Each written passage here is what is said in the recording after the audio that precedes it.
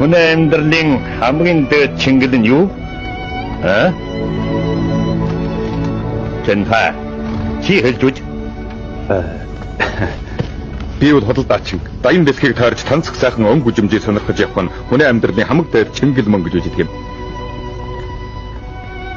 Зүча. Чи хэлж үз.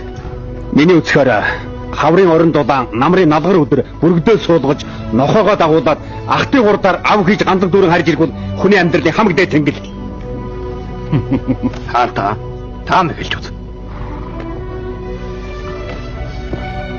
Хүний амьдралын хамгийн дээд чингэл бол чамайг дарлж исэн, доромжилж, басаж, гутааж исэн хүчрэл дайснаа ядаж эхнэр хүүхдийн болаагаад эд хөрөнгөний өмчөргөн.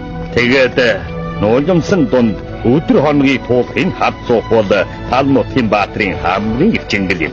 Хаан эцэг сод мэргэ.